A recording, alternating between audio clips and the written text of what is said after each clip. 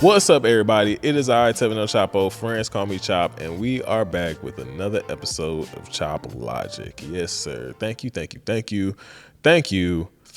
joining us for another episode. You know, we are here yet again at the stew, at the spot. Definitely switched up the vibes. You know, usually I'm in front of a desk with my laptop, looking real official, real studious, one might say. But you know, today we doing a real casual vibe, you know, switching things up. So you know, thank you for joining us today. First of all, are you subscribed though? Because how would you know what we was doing before if you wasn't watching the previous videos? So you gotta be subscribed, right? You gotta be liking these videos, right? I know you commenting below your favorite moments of these episodes, right? For your chance to potentially win some cash prizes around here. I know that's what you're doing. So I'm not even going to tell you to do it, even though I kind of did just tell you to do it. Now, today we're going to talk about something that's super interesting in my opinion, about just the transitional side of things, right? I focus mainly on videography, right? We have some people who mainly focus on photography, and then we have the hybrids. So if you wanted to transition from one side to the other side or figure out how to do both, this is going to be the episode for you, you know? So first things first, photography. I love photography. I enjoy it. Everything has its pros and cons. So when it comes to the pros of photography, I feel like personally, it doesn't take as many moving parts. You get you a good photographer who knows what he's doing. You know, like my boy Javane, my producer of my show, we need somebody to do some fire-ass photos. You know what I'm saying? He's the type of person you should reach out to, right? If you want to get somebody who can help you with a concept, you get the concept together, you know, you get the lighting together, you get the location together, and then you get the photos right, depending on whatever device you're using. Hey, you in the money. You know what I mean? I've met full-time photographers who did photography strictly on an iPhone.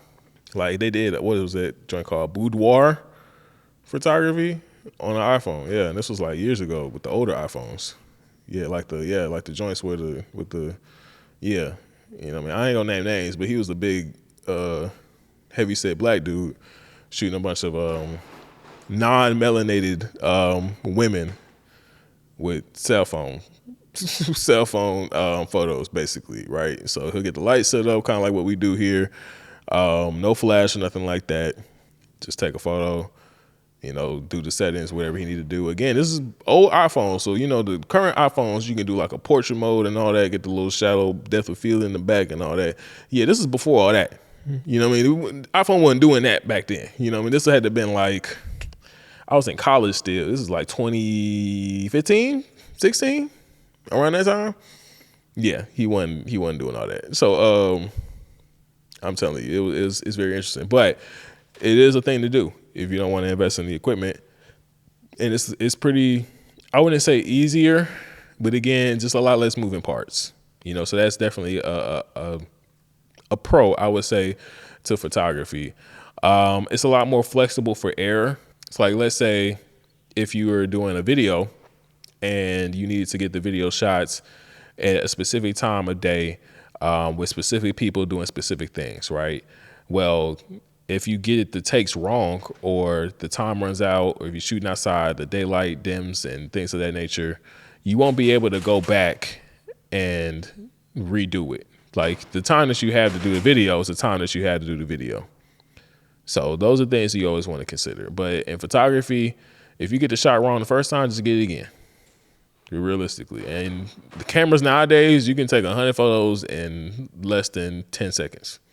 So, I mean, especially if you got something like some of the cameras that, you know, we be using, stuff like that, with super high like shutter speeds and everything like that, you can just run through 100 photos until you got it right. So a lot more room for error, even though you still want to execute at a high level on both sides. The next thing I would say, honestly, a con would be it can only tell but so much of a story. So a photo speaks 1,000 words. So how many photos do you think are in a video?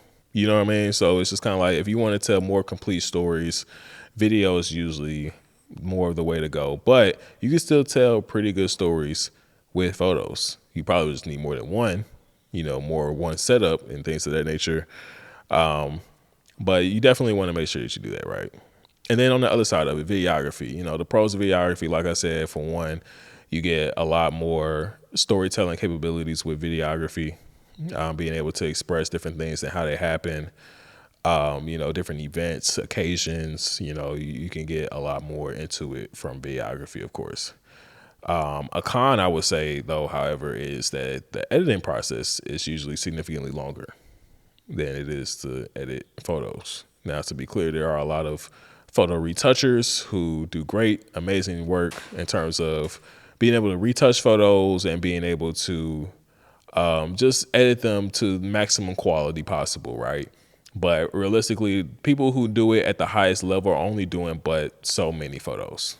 So there's not necessarily like, hey, I'm finna finely tune 100 photos. At least they're not gonna do that by themselves, or at least they're not gonna do it at all. They probably, if they're getting paid the right amount of money, they're gonna delegate that to somebody else.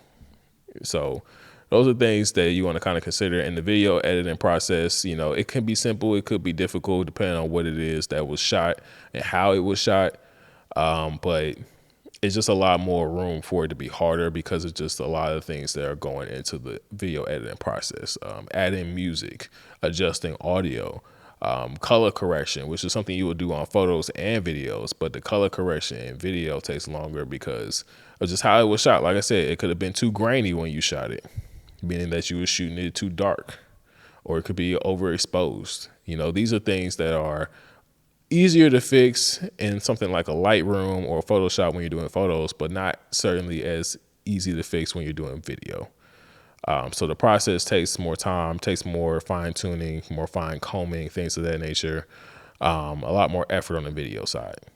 Another thing is just the equipment.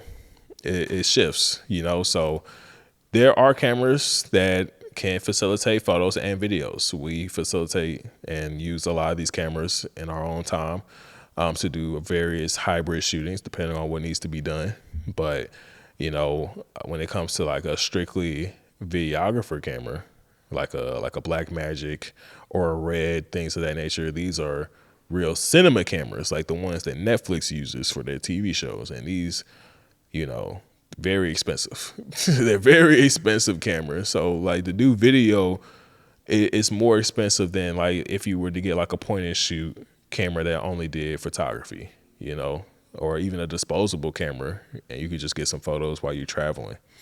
So a lot of those things are to consider too when you're trying to dip into the video space.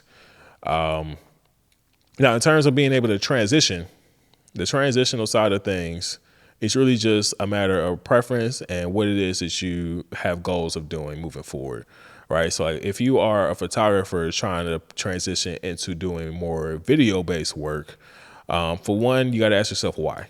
Why is it that I want to transition into mainly only doing video work or just doing more video work in general? Is it because the market has more of a demand for video, which in my experience, I've noticed that there is more of a demand for video-based services? Is it because you just like video more? Is it because you feel like the two will be easy to switch from hand in hand and you just want to be well-rounded? What exactly are your goals? That's always the first question you should ask yourself in these situations.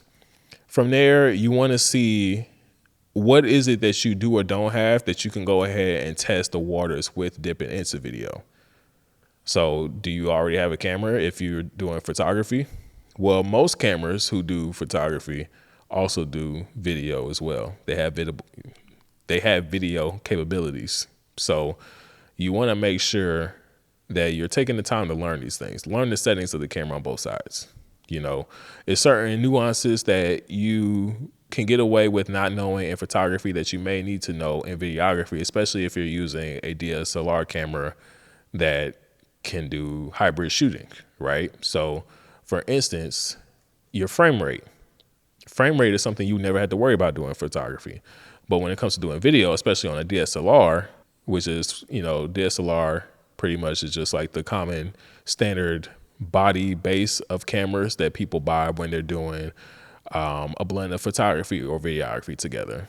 So, to do videography, you got to know more about frame rate. And with frame rate, essentially, that is more conducive with the settings that you're shooting with too. So for instance, I was taught that if you're shooting in 24 frames, that is mainly for like things that you want to put, like films are usually shot in 24 frames, movies and things of that nature are usually shot in 24 frames, right?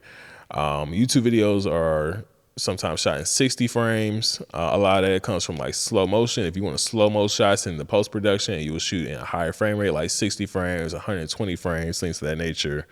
But the point being is that whatever frame rate that you are shooting in video wise, that's also going to be the compensate of, that will also be compensating for whatever your shutter speed is in the camera.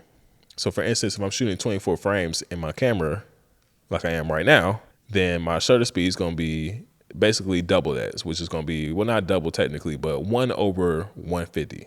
So, well, excuse me, 1/50.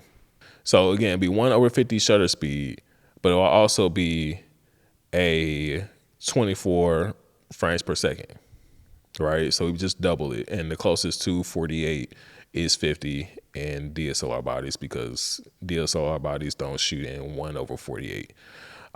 Same thing, like if you were shooting 60 frames, you're shooting 60 frames, your shutter speed needs to be at 1/120, because 60 doubled is 120 frames. Now you can move around, wiggle room, you can cheat it depending on your circumstances, but that's like the typical go-to where you want to be at, just in general. And again, in photography, that's not something you ever had to consider. You don't have to ever care about a frame rate. So you can set your shutter to whatever it is that you need to be, depending on what it is you're shooting. So if you're shooting a faster moving object, you want to shoot in a higher shutter speed, like a 1/120, you know what I mean? Things of that nature, so that you can get that motion without any blur. But again, you're not necessarily worried about a frame rate per se. So those are things that you're also going to have to consider. Also, you're going to have to consider audio. So are you recording audio, and if so, how? Most camera bodies don't come with an audio recording device that I would be conducive of using just straight up. So even in terms of like let's say like if I were to cut the audio from my mic and you were to hear the room audio from the camera, it's completely different. You know what I mean? It's totally different quality. The editing process of that would take significantly longer. It just will be more of a hassle, right? So you will have to invest more than likely in some type of audio device, like a lapel mic. They have a variety of different mics, like Rode makes mics that you can hook up to your camera directly, and then just lapel it onto somebody through a Bluetooth receiver. So you'll have the receiver on the camera, and you'll have the actual mic on the person, and you'll have the receiver connected to the camera through a cord, essentially a 3mm cord, right? So those are things that, you kind of want to consider as well. But that also could be like just the goal of what it is you're shooting. So I mean, you may not necessarily need audio for anything. So you may not necessarily need to buy any audio equipment. But again, that will depend on what was the goal of your shooting moving forward. Are you strictly shooting things that don't require you to have good audio or audio at all? These are things to consider. And even then, that's something to consider on the editing side. Like I said, editing takes more time and effort. So realistically, you need to know what it is you need to be shooting and plan accordingly based on what the edit is going to look like. So if you're shooting something that doesn't need audio, then it's perfectly fine not to have a mic hooked up to the camera. But it also means like, okay, will there be music? Is it a silent piece? Why is it silent? What's the goal of the final deliverable? Is this for a client and based on their needs and wants? Is this just things that you want to do on your own accord based on your own creativity? When you're transitioning between photos and videos, these are some of the things you got to think about. Same thing with just other types of equipment, like maybe you need more lenses. So when I was doing photography, I got away with doing a lot of things off the strength of one lens, which honestly is the lens I'm using right now, the 50mm 1.8. That was like the nifty 50, as the kids said back in my day. That was my lens. That was the only lens I really had. So it was like anything I needed to do, that's all I used, and that was it. So now, we at a different point where, I do have different lens capabilities and different equipment that I can use and switch things up and things of that nature. So it helps a lot. But, again, even in photography, your lens pick, it should really depend on what it is that you're shooting, right? So the 50mm lens is for like portraits when you're doing photography. It's really good. It's a pretty diverse lens overall, but mainly for like portraits, right? It's good for like low light situations because it goes aperture wise to 1.8. At least the one that I have, the cheap one. You can go to get the more expensive ones that go to 1.4 or even 1.2. Personally, I never found a need for those types of lenses. They're just significantly more expensive for not that much of a marginal difference, in my opinion. But they are pretty sharp lenses and pretty good lenses to have if you need them. So those are things you also want to consider. So that's something you want to consider on both sides. But like I said, in video, depending on what it is you're shooting video wise, you want to have an array of focal lengths and just knowing what it is that you're shooting at all times. Sometimes you may need to shoot significantly wider than a 50 millimeter. You know, if you're shooting multiple people, it's very hard to fit 2 people into a frame when you're shooting at 50 millimeters. It's extra hard when you're doing it for video. So you want to make sure that you are confident in those types of things as well. Camera movement is another thing that you would never have to think about, particularly in photography. So photography and videography are similar in the place that you have to focus on composition. And composition is something that you should always be considering whenever you're framing your shots accordingly based on what it is that you're shooting. But with video, it's like you have to worry about composition, but also camera movement. Is the camera supposed to move a certain type of way? Is it good stationary on a tripod? Do you have it on a gimbal? Are you hand holding it? If you are hand holding it, what kind of movement are you getting with your hands? Are you supposed to get any movement with your hands? Is it shaky? Is it so shaky that you can't do nothing with it? And I'm speaking from experience. I done shook me a camera with some shaky hands. You know what I mean? I done choked the camera on accident, just shaking the hands, crazy. You know what I mean? So it's just things like that. If client don't want a shaky video, which 9 times out of 10 they don't, then you want to consider what can you get some very clean, smooth movements in your shots if you need movement at all. Because you could be doing something like this where we had the camera set up on a tripod and it just sits and that's it. And you just got to monitor it from there. So that's always an aspect as well. So these are just the different types of things that you want to think about. And then again, just speak on just the transition from photography to videography. What exactly is the niche that you're in? Like that's kind of like the biggest thing more than anything. Niche. Are you trying to transition into a new niche? Of course, you're transitioning into a new field in terms of videography, but are you trying to do it within the niche that you're already in? Or are you trying to just pivot into something completely different? So for instance, if you're doing wedding photography and you're like, okay, now I want to do wedding videography, that's one thing. But you're like, hey, I do wedding photography. Now I want to do music videos. Those 2 completely different things. So it's like even the shooting and editing process, 2 completely different things. So just doing things according to your niche is super important, or your goals in terms of where you're headed is also super important. If you already had the photography equipment, you should usually, I'm not going to tell you what to do in terms of what kind of cameras you should be buying, but most people who have a photography business are using cameras that shoot video. Most people, a fair amount at least, you know what I mean? So if you're not one of those people, then you may have to invest in a hybrid DSLR, or maybe even if you just want to stay with your photography camera, your point and shoot camera, then maybe you want to invest in some type of cinema camera strictly for your video work, right? At that point, the difference will be having a new investment, meaning you have to buy a new camera body.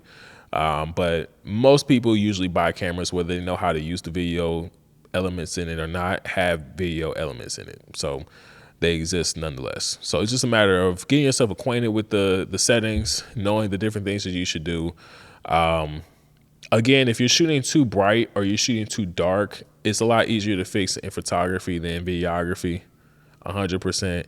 You want to make sure that you keep your subjects or whatever you're shooting as best lit as possible. You want to make sure that your settings are set accordingly. So you don't want to have your settings. There's no one size be all settings for everything that you shoot.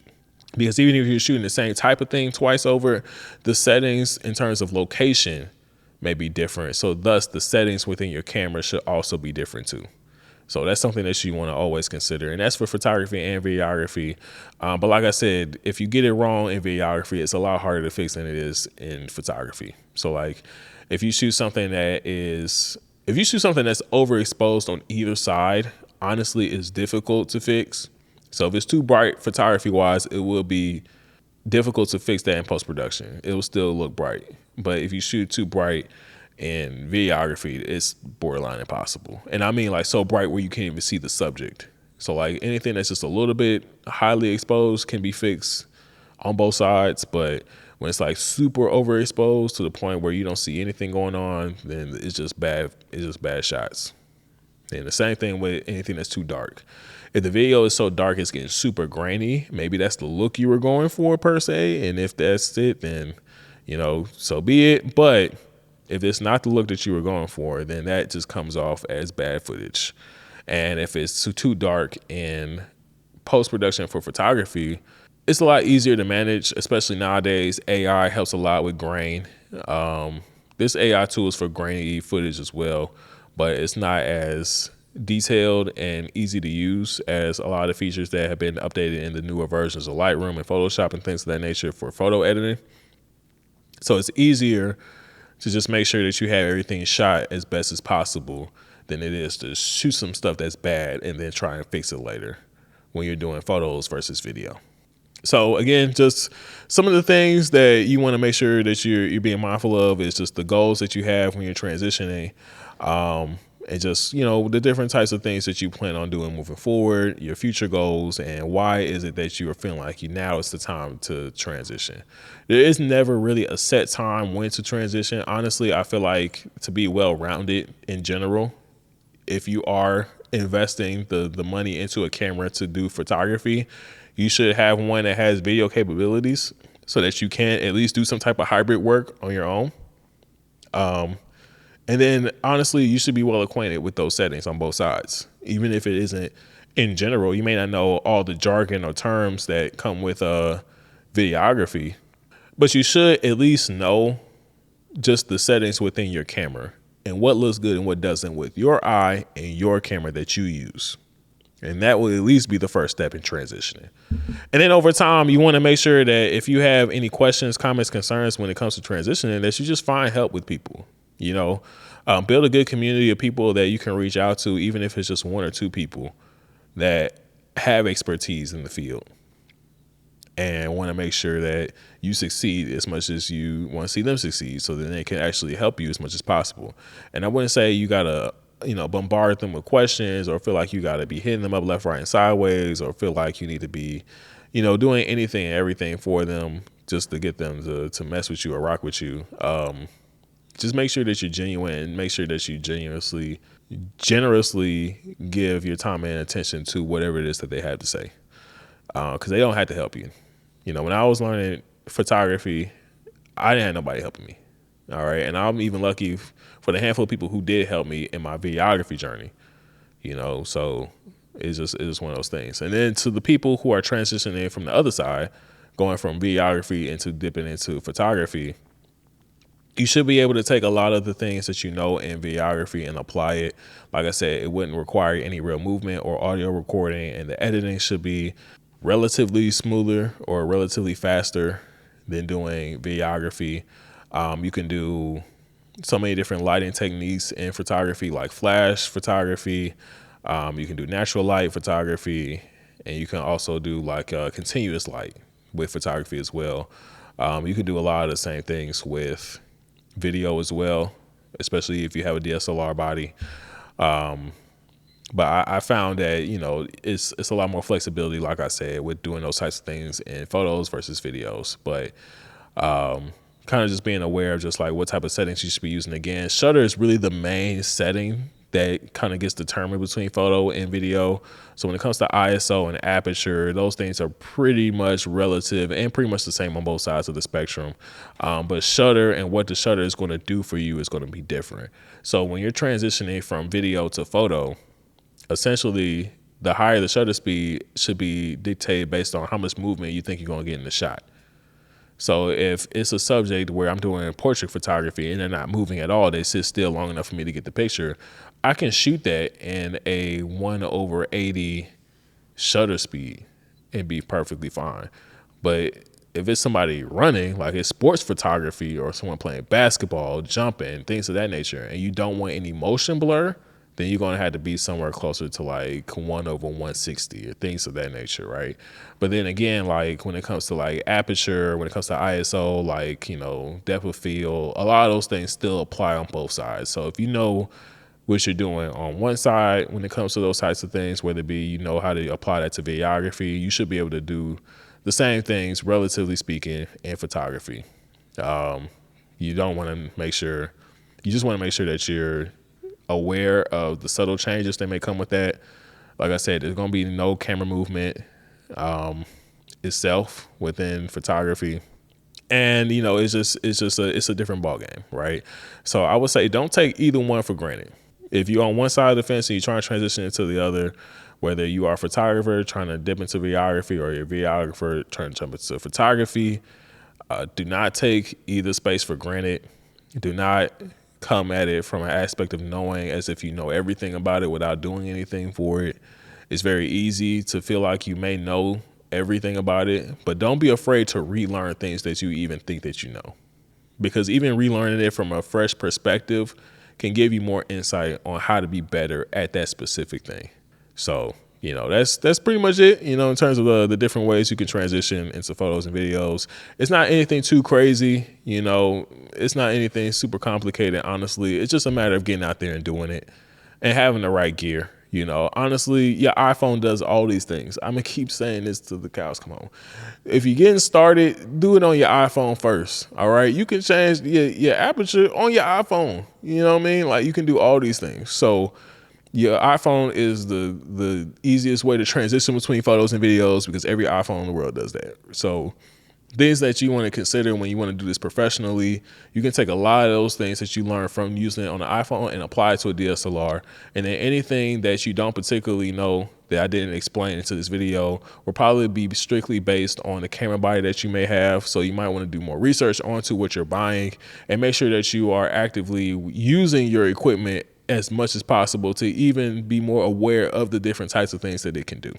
So that's pretty much it on that. You know what I mean? Just super light, you know, don't want to give it too heavy into, you know, a lot of different nuances between the two. I could go so much further into the different types of things, but, you know, just for the sake of time and things of that nature, we just want to give y'all just a quick rundown of just the verses of photography and videography and what does it mean to transition from one side to the other. So we're going to go to break, and when we come back, it'll be time for trivia. See you soon.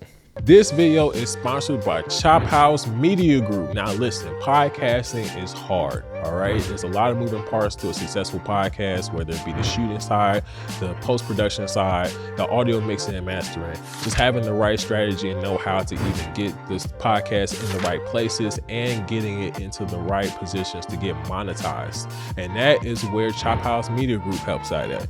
We have coined the phrase, the podcast in the box, where we pretty much facilitate anything and everything that you need to run a successful podcast, between the production, the post-production, the strategy and tips and tricks that you need to be 1,000% successful in every single aspect of your podcasting career.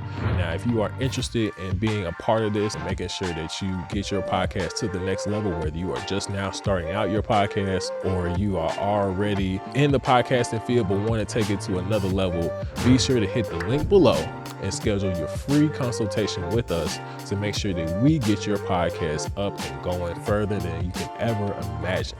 All right, again, thank you to Chop House Media Group for sponsoring this video. Now let's get back to the show. And we back. All right, y'all already know what time it is. It's time for the trivia. You know, usually I have my laptop, I gotta close it, make sure I ain't cheating. But today, you know, we got a different little setup, so I ain't even got the laptop with me. You know what I mean? But I do have my producer, Javane. Say what's up, Javane. What's up? He is going to be providing me with 3 questions. If I get 2 out of 3 right, I get to ride off to the sunset, say peace out till next time. You know what I mean? But if I get 2 out of 3 wrong, I got to give one of the audience members watching and listening to this podcast a cash prize. So what you need to do to be eligible to get that cash prize is, 1, you got to be subscribed to the YouTube channel, Chop House Media Group. Second of all, you got to make sure that you like this video. And third of all, you got to comment below your favorite moment from the episode. And you could be randomly selected to win a cash prize if I get the questions wrong. But we'll see. So we gonna see. We gonna see. We will see. My brother, let's go ahead and make it happen. All right. And again, I keep saying this because Sam, I know the algorithm gonna tell you that we keep saying ChatGPT. So if you see this video, just go ahead, throw us a little sponsorship. Yeah, you know, a little money on. Yeah, nothing too crazy, but something light. But yeah, you know, we trying to keep the bills on, bro.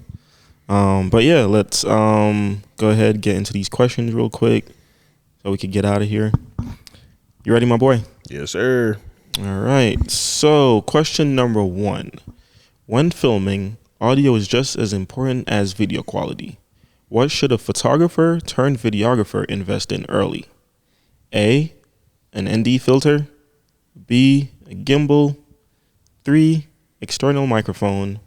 Or D, extra SD cards. Repeat the question.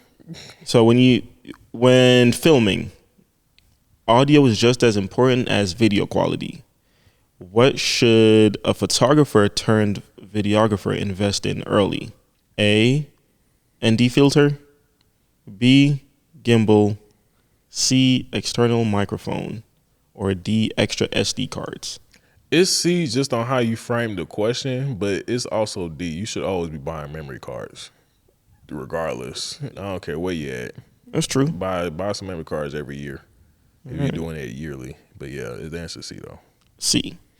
That is correct because you're gonna need some mics, bro. If you were just a photographer, you don't have no mics. Yeah, so I mean, if you was just like that, was kind of like it wasn't a trick question. Just again, like if it was somebody transitioning, you would need audio equipment because you ain't never used it before. Right. But again, like when it comes to like buying spares of certain stuff, memory cards and batteries, I buy them joints every year, and hard drives. I buy them joints every year. So more for game. Please back up your stuff. Back all your stuff up, please. That sounds crazy, but yeah, it sounded crazy. No diddy. No diddy. But all right. All right, let's go ahead and go to the next one, man. All right, number 2. Which camera movement is often recommended for beginners transitioning from photography to videography? A is handheld shaky shots. B, using a tripod for locked off static shots. C, rapid zooming. Or D, continuous panning. What was the question again? So which camera movement is often recommended for beginners transitioning from photography to videography? So like they're trying to make you keep it real simple. I would say the tripod then, I guess. So that's my final answer. The tripod one. I really want to say you're wrong, but you're right. Because I was trying to help the people watching. Yeah, so sorry. So sorry. Yeah, that's just kind of yeah.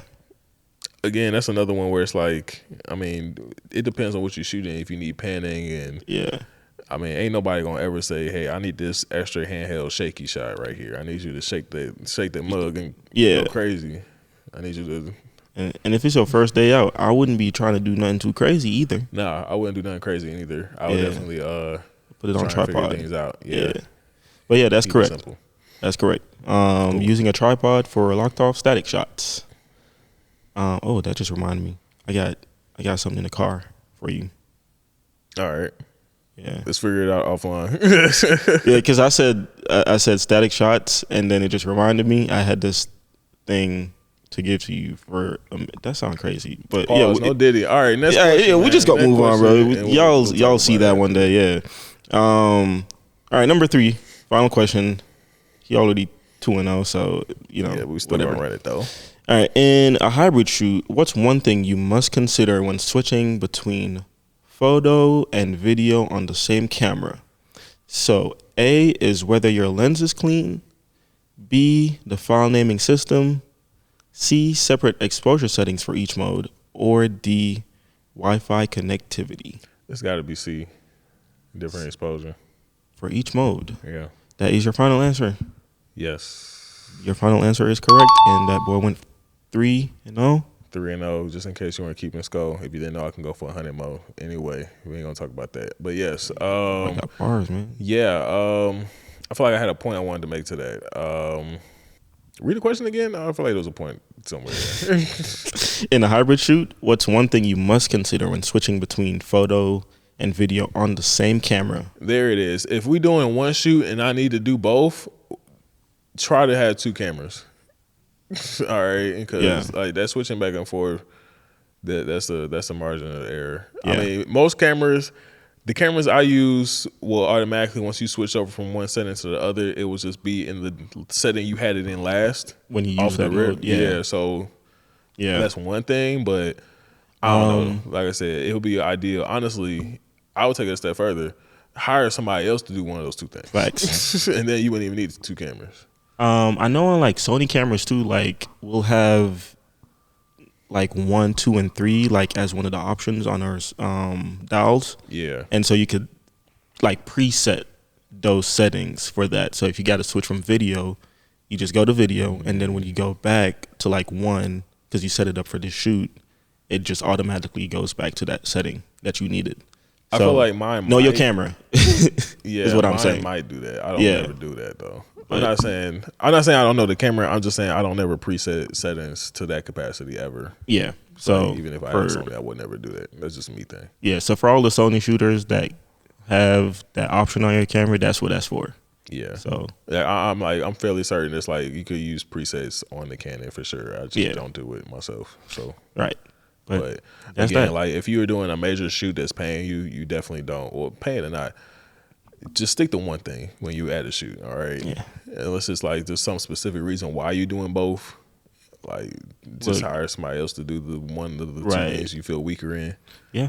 If you're doing photography, the most you should be doing is BTS with your phone, maybe.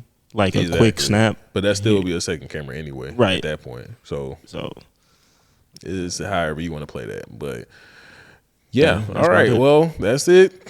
I appreciate y'all again coming through. Watch the show. Subscribe to the YouTube channel if you ain't subscribed. Comment below your favorite moment. Let us know if you're trying to transition from photography into videography and there's anything that you have questions on. Let us know below. Like this video for more episodes of Chop Logic coming real soon. Again, my name is 70 Chapo. Friends call me Chop. And I'll catch you guys next time. Peace.